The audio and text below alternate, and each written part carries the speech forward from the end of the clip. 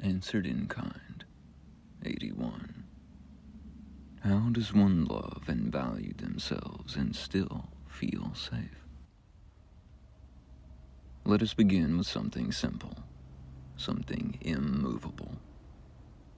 Boundaries are your right. They must be your right. For the moment you begin to outsource the responsibility of your boundaries to another, you have opened yourself to unnecessary danger, emotional at first, and potentially physical thereafter. Anyone truly safe will agree with your right to boundaries. Anyone who resists them reveals something you must not ignore. Imagine yourself as the captain of a ship at port. Do you let just anyone board your vessel? No. You ask for credentials. You assess. You observe. Who are you? Are you level-headed under pressure? Do you know how to conduct yourself when things become uncertain? Because if they are not steady under pressure, then you must be. And if they cannot govern themselves when things grow strange, they may not only endanger themselves, they may drag you along with them. And if you believe it is your duty to save them, then ask yourself plainly, what responsibility are they refusing that only they can carry? And why do they refuse it?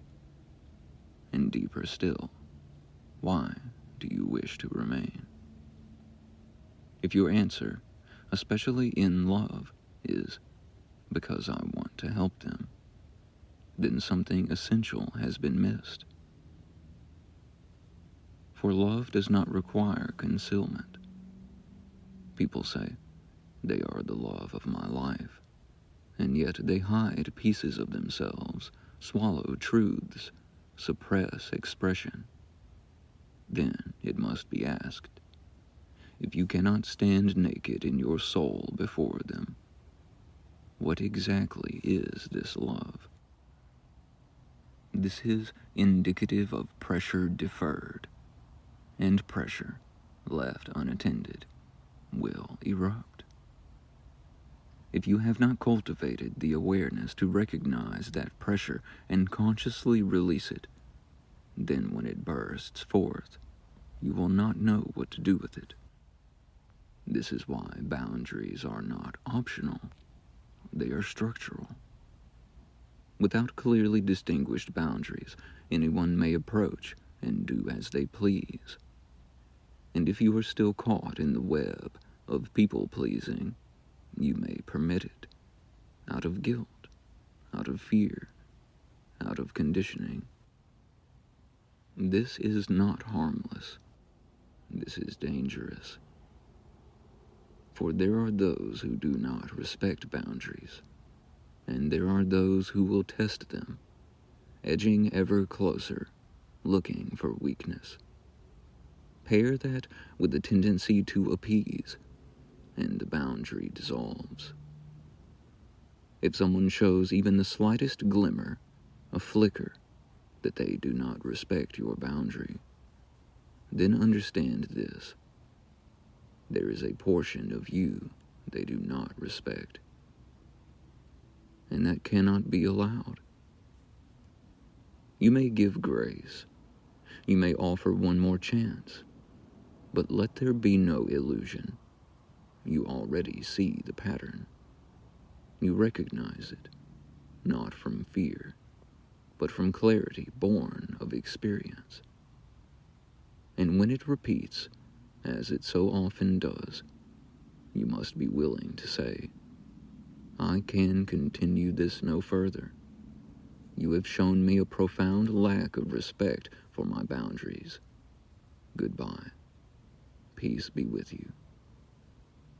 And mean it, not with bitterness, but with finality. You may even bless them. I send you all the divine love of my being to bless and prosper you. Because this is not punishment.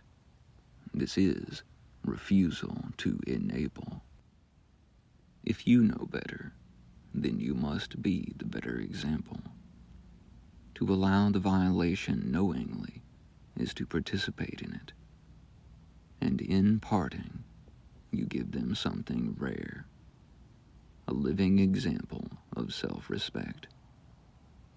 Misery seeks company, not out of malice alone, but out of familiarity. It will attempt to pull you into its gravity through guilt, shame, or fear. Some will even blame you for your boundaries. Take note, that is not a friend. A friend does not tell you what you feel is wrong. A friend does not attempt to sever your trust in your own perception. When someone insists you don't feel what you think you feel, without offering any grounded path toward clarity, they are not guiding you, they are destabilizing you. And this is why outsourcing your self-worth, your trust, your inner authority is so perilous. It creates fertile ground for manipulation. So when you offer that one more chance, let it be without desperation, without agenda. Simply observe. Flow naturally. If it feels wrong, do not engage. If something feels worth exploring, allow it, but remain aware. People say, people never change. But it is often those who have abandoned responsibility who say such things. Change is possible, but it is chosen. Now, how do you love and value yourself and still feel safe? Seeking external validation is dangerous. It is a starving maw.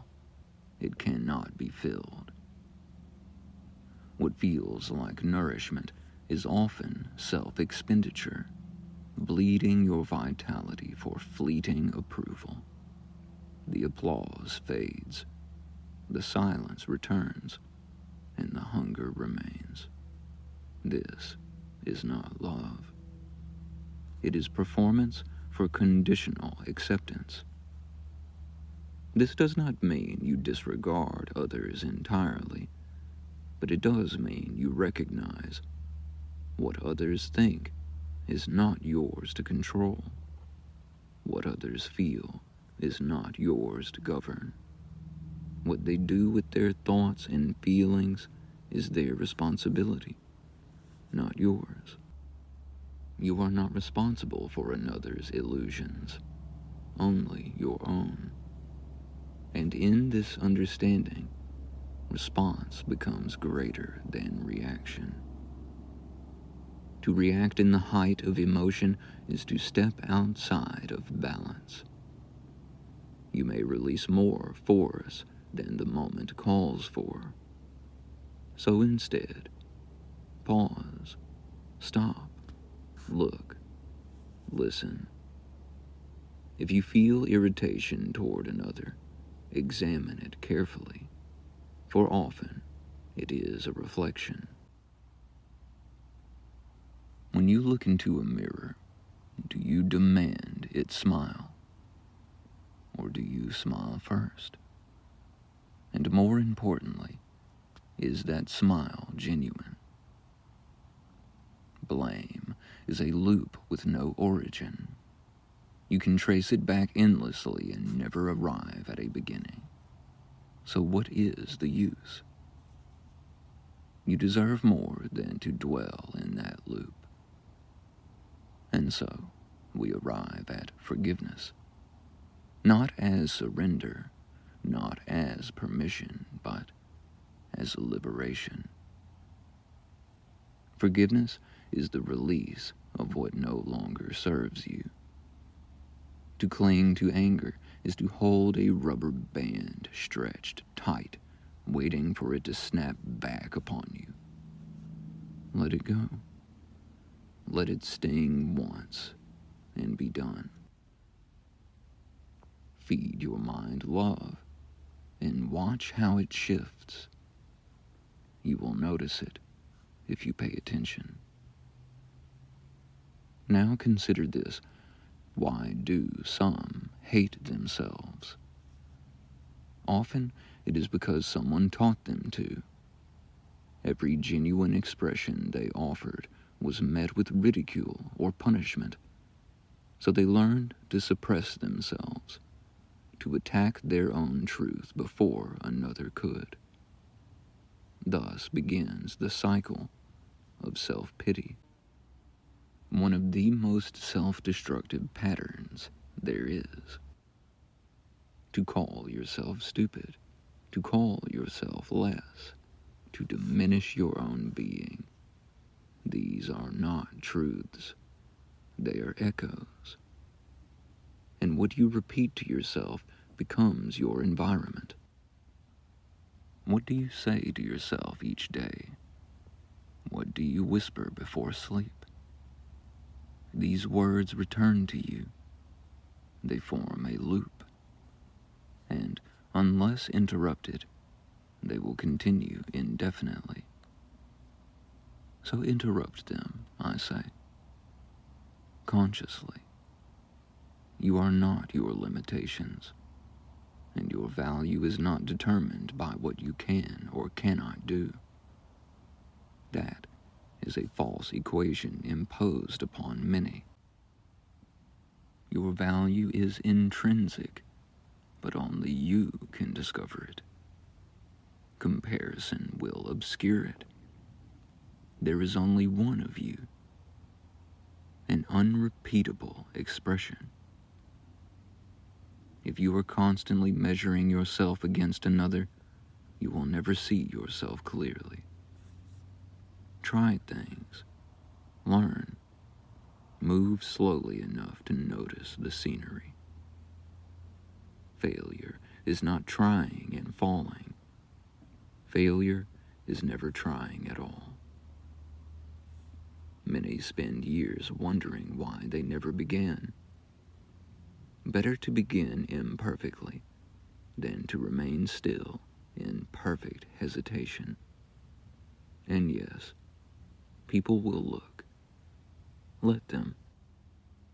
You are not here to be ruled by the eyes of others. Dress as you wish. Speak as you wish. Responsibly. Consciously.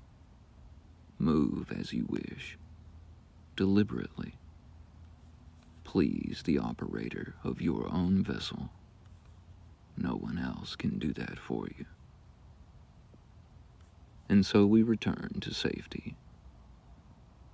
Many have enthroned fear as their guiding force.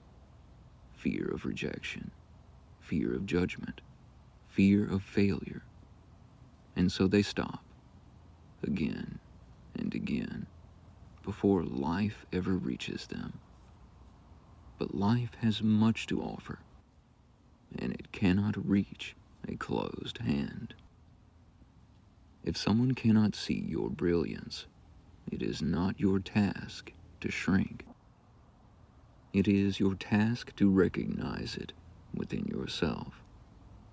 For often, those who diminish others do so because they have not reconciled something within themselves. Do not inherit that distortion. Be the better example. Not through force, but through presence. You may point, you may suggest, you may offer, but you cannot choose for them. Free will remains. And if they refuse, let them go with grace. Do not dwell in pity. Radiate compassion. Wish them well, and continue. Finally, remember the power of the word. What you speak, you reinforce.